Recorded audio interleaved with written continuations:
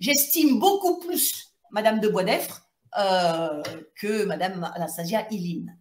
Et d'ailleurs, Vanessa, ça me fait faire la transition avec la troisième partie de notre direct. Je vais vous présenter, je vais vous faire écouter Madame de Boisdeffre. Donc, c'est un entretien, les paroles que je vous ai citées tout à l'heure, là, que j'ai mises dans le courriel.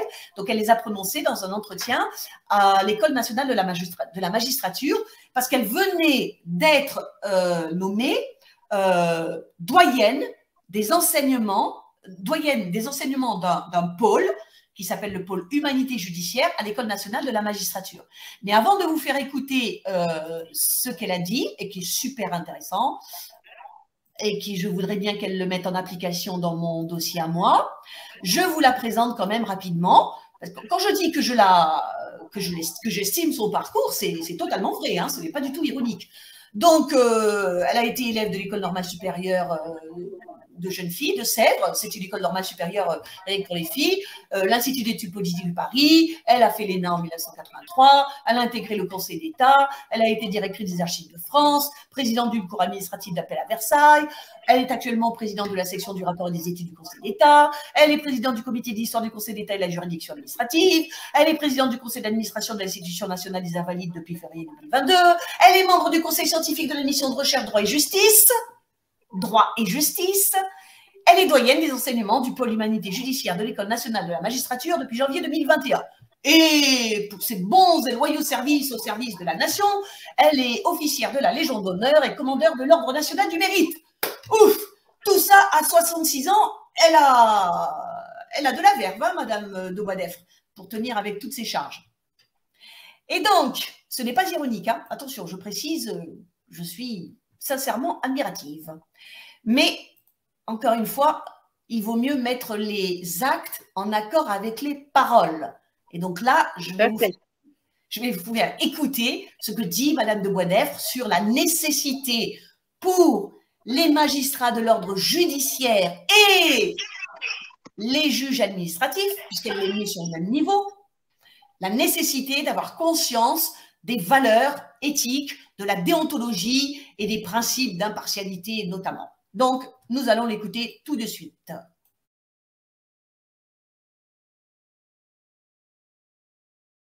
Les magistrats judiciaires, j'ai été aussi amenée à bien les connaître et à travailler avec eux lorsque je présidais la cour administrative d'appel de Versailles. J'avais la cour d'appel toute proche, j'avais aussi le tribunal de grande instance et puis tous les tribunaux de grande instance du ressort. Et nous avons travaillé sur des sujets d'intérêt commun comme le contentieux des étrangers. La section du rapport et des études, en outre, que je préside actuellement, est amenée à coopérer régulièrement avec la Cour de cassation pour organiser des colloques, des regards croisés. Le dernier en date, au mois de mai de cette année, porté sur l'environnement. Je vous incite à le regarder, il était fort intéressant. Et puis nous organisons aussi des séances de travail. Au total, vous voyez que finalement, je suis convaincue que les relations entre juridiction judiciaire et juridiction administrative sont importantes et accepter la responsabilité de ce pôle pouvait peut-être m'aider à y contribuer. Et il est une autre chose, moins conjoncturelle, dirais-je, peut-être plus de principe, c'est que les magistrats judiciaires et administratifs, des femmes et des hommes qui se sont mis au service de la justice, au service de la consolidation et de la protection de l'état de droit, eh bien, le font avec engagement, avec le même engagement, avec, je crois, la même responsabilité, afin de rendre cette justice au mieux, dans l'intérêt et au service du justiciable. Il me semble aussi que nous partageons la même conception de la fonction de juger, fondée sur les principes d'indépendance, de dignité, d'impartialité de la justice, d'intégrité, de probité des magistrats. Valeurs qui nous sont communes et sur lesquelles aussi peut-être le pôle d'humanité judiciaire pouvait amener à réfléchir et qu'il pouvait conduire à approfondir.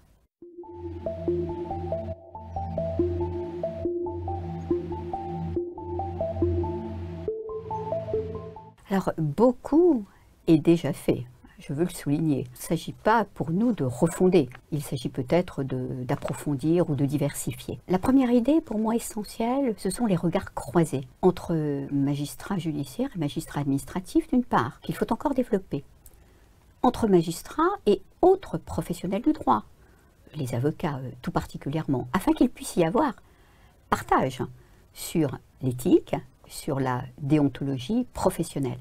Il est toujours important d'avoir un regard venu d'ailleurs. Alors en ce qui concerne les magistrats en formation initiale, il me semble qu'ils pourraient être mis en situation concrète, si j'ose dire, en atelier, pour réfléchir à des cas pratiques, en se posant eux-mêmes la question, confrontés à une situation, comment vais-je réagir, quel réflexe dois-je avoir, quelle analyse dois-je faire de cette situation. Et en ce qui concerne les magistrats en formation continue, je crois que le partage d'expériences, là, et la prise de distance, peut-être par rapport à des expériences qu'ils ont vécues, pourrait être très utile. Tout d'abord, la confiance dans le juge qu'ont nos concitoyens, et donc les moyens que doit mettre en œuvre le juge pour inspirer cette confiance et pour la conserver. Ils sont nombreux et divers. Il y a bien sûr la conduite de l'audience à travers la procédure du contradictoire. Il y a aussi la célérité des jugements. Il y a la lisibilité de ces jugements à travers leur rédaction, leur motivation. Il y a la communication que l'on peut faire sur les jugements, sur les décisions, car ils sont complexes. Il y a aussi leur effectivité, car aussi bonne soit la justice, si elle n'est pas appliquée, qu'en reste-t-il? Il y a évidemment aussi la prévention des conflits d'intérêts. Tout cela, ce sont des moyens de créer la confiance, de la garder, de la maintenir, et ça me semble essentiel. Mesdames et messieurs, vous commencez aujourd'hui votre formation d'élève magistrat à l'École nationale de la magistrature. C'est parce que vous avez une belle vocation. Vous avez fait le choix de rendre la justice. Vous mesurerez très vite, dès vos premiers stages, que rendre la justice est une responsabilité importante, j'allais dire immense. Le pôle des humanités judiciaires a pour objectif premier, principal, de vous aider à mieux connaître les règles de déontologie, de vous faire réfléchir et acquérir les valeurs éthiques qui vont irriguer toute votre activité, je l'espère, et qui vont fonder, j'y reviens, la confiance que les justiciables et la société dans son ensemble mettent dans leurs juges. Ne voyez pas ces règles comme un carcan, comme des contraintes, mais plutôt comme un soutien. Et puisse le pôle d'humanité judiciaire vous aider à remplir au mieux votre office, tout votre office, mais seulement votre office. Bon courage. Alors, je te laisse la parole en premier, Vanessa. Que penses-tu de ces belles paroles prononcées par la conseillère d'État, Madame Martine de Boisdeffre? Effectivement, de très belles paroles. Madame de Boisdeffre tient des paroles très respectueuses. Mais il y a toujours un malheureusement. Oui. Malheureusement, ce qu'elle demande,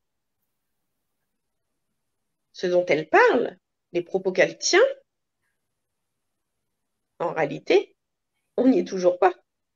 J'ai noté plusieurs choses, parce que c'est vrai qu'il me semble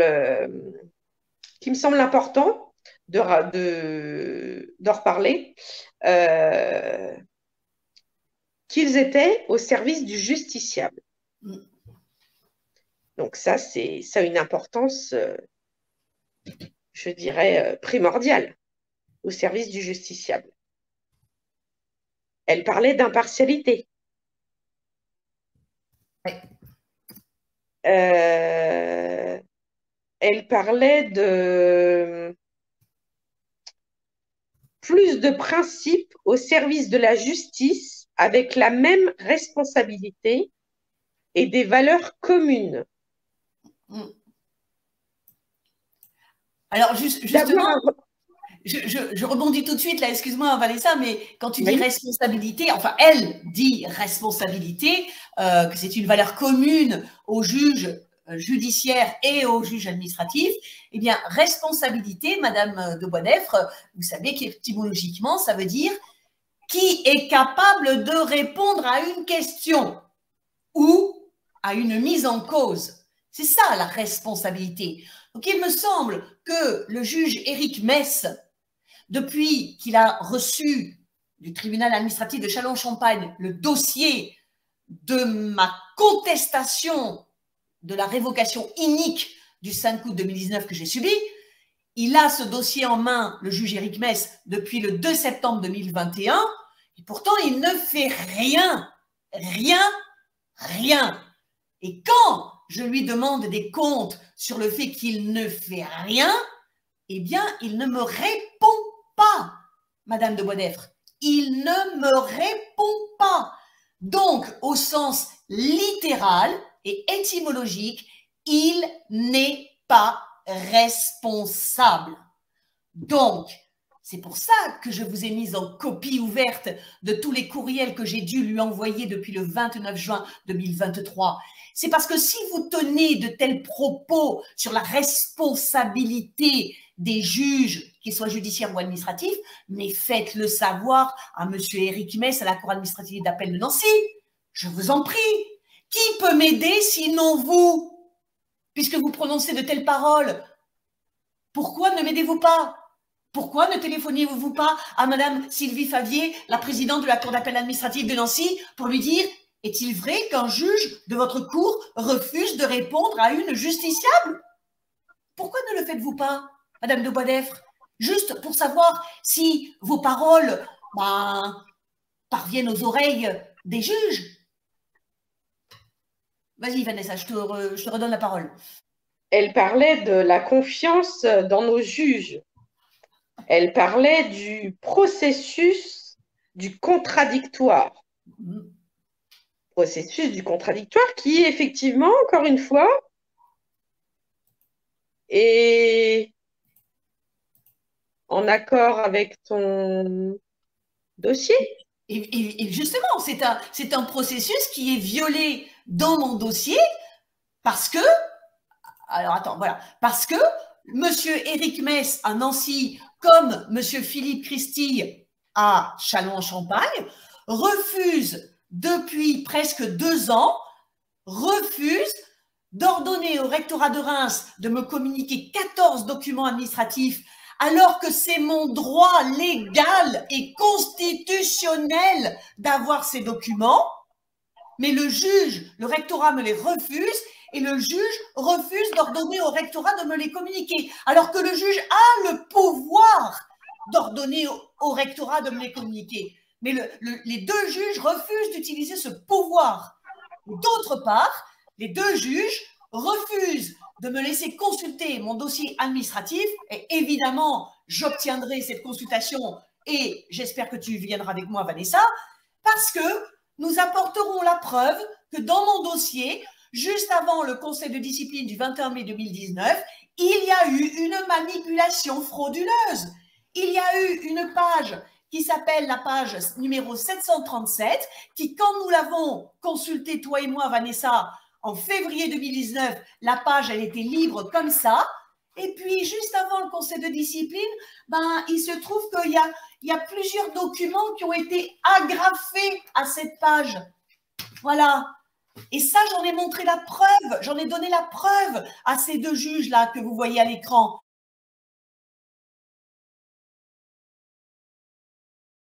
Et pourtant, ils refusent de vérifier ce que je dis et de me laisser consulter le dossier administratif parce que, évidemment, s'ils le faisaient, ils devraient annuler toute la procédure du conseil de discipline et ils devraient annuler des révocations. Et à mon avis, c'est pour ça qu'ils me le refusent. Et alors, est-ce que ça veut dire que Madame de Boisdeffre, si elle leur demandait, le travail serait fait? Alors, pour répondre à… C'est une très bonne question. Pour répondre à ta question, ce n'est pas Madame de Boisdeffre en elle-même qui devrait le demander. C'est une autre personne du Conseil d'État dont j'ai déjà parlé dans 2 émissions, qui s'appelle Madame Brigitte Follément. Et elle, cette dame, elle est présidente de la mission d'inspection des juridictions administratives.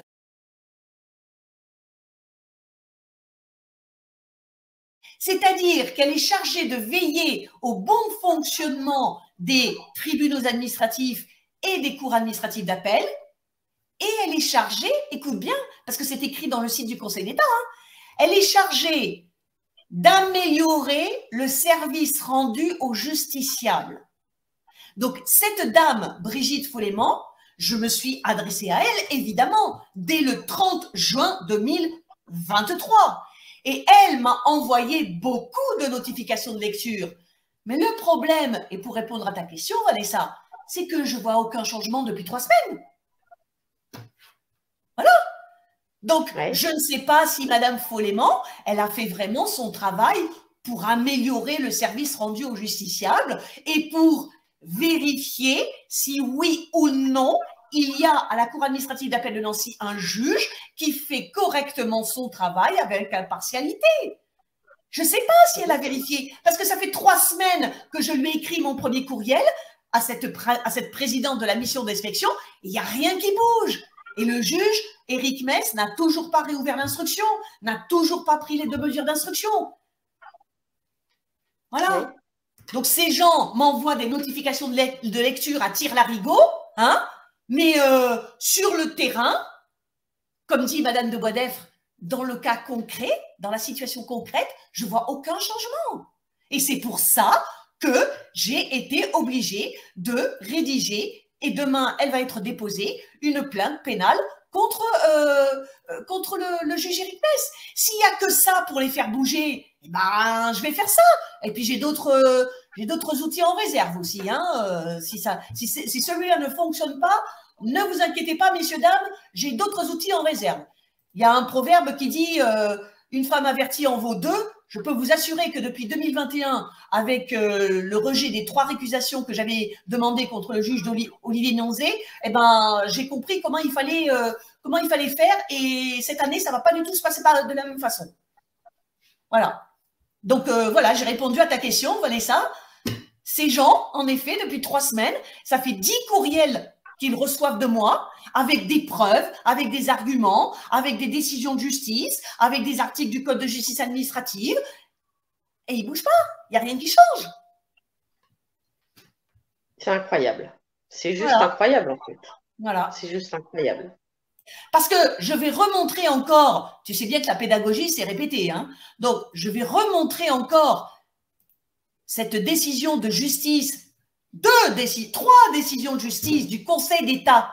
Ce sont des décisions rendues par le Conseil d'État. D'accord?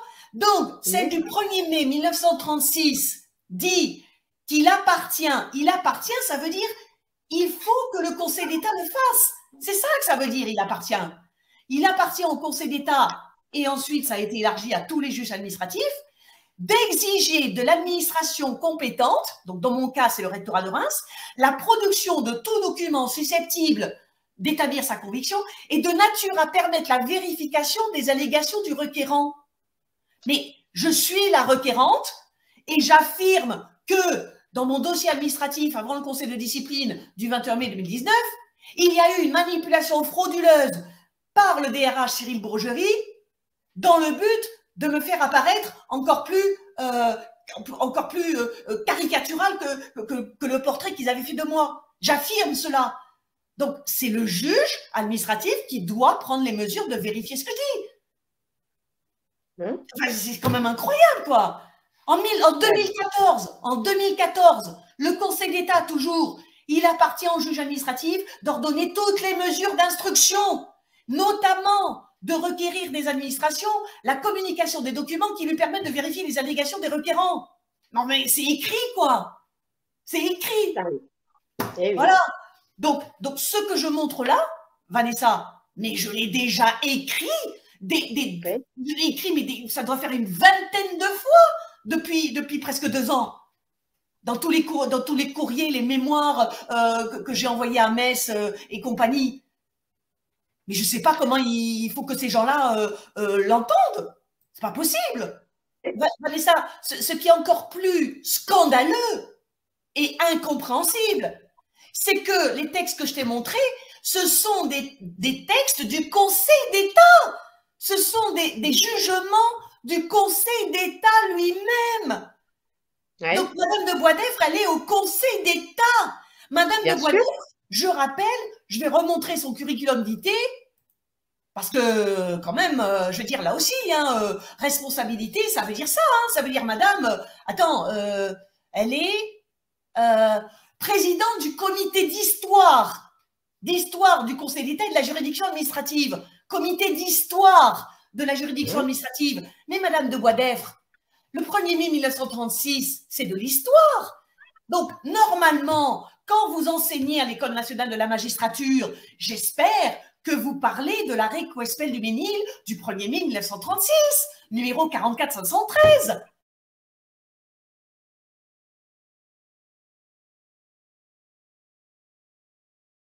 Parce que si vous n'en parlez pas, il y a un problème quand même. Il y a un problème, madame de Boisdeffre. Et alors, je rebondis aussi, Vanessa, sur quelque chose qui, moi, m'a frappé dans ce qu'elle a dit. C'est, tu as parlé des regards croisés, d'accord? Et donc, je t'ai dit, elle parlait des échanges d'expérience entre les juges judiciaires du pénal et les juges administratifs. Mais encore une fois, madame de Boisdeffre, il y a mon cas particulier, c'est un véritable cas d'école. Vous devriez faire étudier les élèves magistrats sur mon dossier. Parce que, en quoi c'est un cas d'école, madame de Boisdeffre? Eh bien, justement, en ce qui concerne les mesures d'instruction que peuvent utiliser les juges administratifs pour faire établir, pour faire apparaître la vérité et pour vérifier, excuse-moi, hein, pour qu'il y ait une égalité des armes entre l'administration et la justiciable, les mesures d'instruction, les pouvoirs d'instruction, parce que ça, c'est une particularité que les juges judiciaires, ils utilisent tous les jours. Alors, si vous voulez faire les regards croisés entre l'institution judiciaire et la juridiction administrative, mais utilisez les pouvoirs d'instruction, madame de Boisdeffre, parce qu'ils sont dans le code de justice administrative. Et ils ont été validés par la jurisprudence du Conseil d'État auquel vous appartenez, madame de Boisdeffre. Alors, mettez en pratique vos belles paroles, mettez-les en pratique dans mon dossier. Et quand j'aurai gagné, parce que je vais gagner, j'aurai justice, mes droits vont triompher. Ne vous inquiétez pas. Eh bien, vous pourrez faire étudier mon dossier contre le rectorat de Reims comme un cas d'école de l'utilisation des pouvoirs d'instruction d'un juge administratif pour rendre la justice, pour faire triompher la vérité et pour veiller à l'égalité des armes entre une administration et une fonctionnaire. Voilà à quoi servira mon dossier comme cas pratique à l'École nationale de la magistrature, madame de Boisdeffre. Et je voudrais juste terminer, Vanessa, je voudrais juste terminer par quelque chose qu'elle a dit aussi comme outil pour rendre la confiance dans les juges au sein de la société, au sein de citoyennes et de citoyens comme toi et moi. Elle a prononcé le mot de célérité, la célérité des jugements. Donc, la célérité, c'est synonyme de rapidité. D'accord?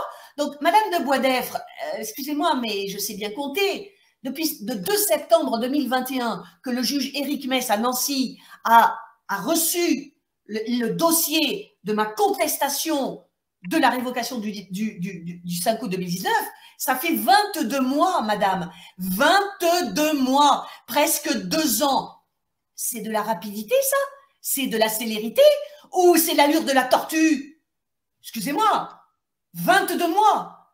Je vous signale aussi que c'est totalement contraire à l'un des caractères du procès équitable, selon l'article 6, paragraphe 1 de la Convention européenne de sauvegarde des libertés fondamentales et des droits humains, c'est-à-dire un délai raisonnable de jugement. Donc, je pense que 22 mois, dans mon cas personnel, ça a dépassé largement le délai raisonnable de jugement.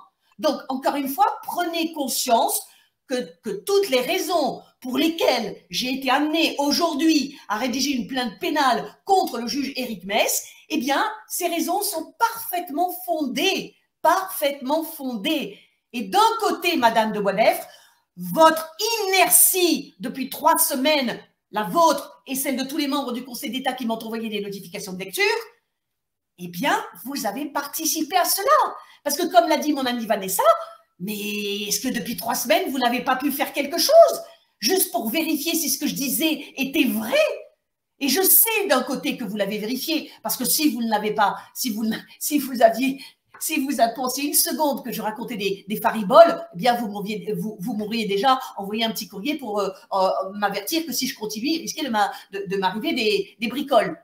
D'accord? Donc, moi, je vous avertis aussi. Encore une fois, la plainte pénale contre monsieur Éric Mess, demain, elle va partir au procureur de Nancy. Si jamais ça ne suffit pas, j'ai d'autres outils en réserve et ça va monter crescendo. Voilà. Donc, comme l'a dit mon amie Vanessa, faites quelque chose pour mettre le juge Éric Mess en accord avec vos belles paroles. C'est tout ce que je vous demande.